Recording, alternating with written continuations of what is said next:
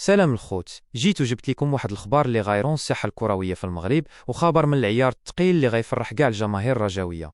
كاين كلام قوي بزاف كيدور هاد الساعات، ومصادر مقربه كتحطنا في صوره واحد المفاوضات اللي تقدر تكون واحده من اكبر الصفقات التاريخيه في البطوله الوطنيه الاحترافيه. الهضبه والحديث كامل داير على النجم الدولي المغربي سفيان بوفال، اللي كيتواجد حاليا في المغرب من بعد ما سال العقد ديالو مع نادي لوهافر الفرنسي. كيف ما كتعرفوا، بوفال لعيب عنده وزن كبير وسميتو بوحدها كتخلع المدافعين، وفاش كيسالي العقد ديالو كيرجع للمغرب. هذه فرصه ما يمكنش دوز هكاك.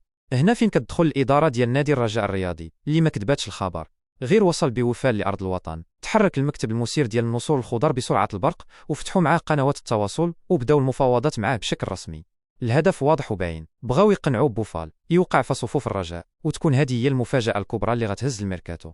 هاد التحرك ديال الرجاء ماشي جاي من فراغ، بل كاين ذكاء كبير في التوقيت، حيت الهدف هو حسم الصفقه، وسفيان يوقع للرجاء قبل ما يسافر مع المنتخب الوطني للمشاركه في كاس العالم. هاد الخطوه غتكون ضربه معلم من بزاف ديال النواحي، واللي غتخلي الصفقه تذكر لسنوات طويله. الا جينا نشوفوا الجانب المالي، هاد الصفقه غتكون تاريخيه بكل المقاييس، حيت ما غتكلفش خزينه النادي مبالغ خياليه، والسبب هو ان اللاعب حر وطليق من بعد ما سلا العقد ديالو مع لوهافر. يعني الرجاء ما غتخلص حتى ريال للنادي الفرنسي، والتفاوض غيكون نيشان على منحه التوقيع والراتب ديال اللاعب.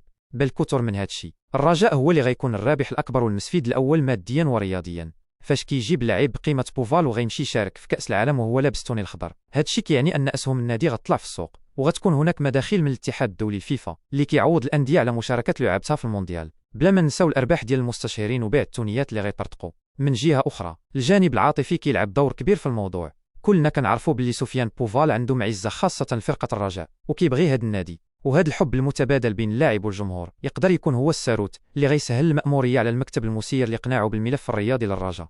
بوفال باغي يرجع التوهج ديالو ويكون قريب من الاجواء المغربيه قبل العرس المونديالي، وما كاينش حسن من كازا ومن دونور ومن لومبيونس ديال الماغانا باش يشعل الحماس ديالو من جديد. الصفقه مزيانه للطرفين، بوفال غيلقى الدعم والحب والجاهزيه، والرجاء غتكسب لعيب حريفي يقدر يغير مجرى اي ماتش بلمسه وحده. دابا كاع الرجاويين حابسين الانفاس ديالهم وكتسناو بفارغ الصبر اخر التطورات في هذا الملف الساخن.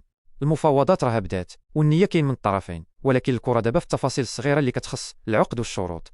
نتمناو من كل قلبنا هاد الصفقه تكتمل وتشوف النور في الايام القليله الجايه، حيت غتكون اضافه خياليه للفرقه وغتعطي شحنه قويه للنصور في المنافسات الجايه. خليو لي الراي ديالكم في التعليقات، واش كتشوفوا بوفال قادر يعطي الاضافه للرجاء في هذا التوقيت؟ وما تنساوش ديروا لايك وتابعوا القناه باش يوصلكم اي جديد واي تطورات في هذه الصفقه التاريخيه فور حدوثها.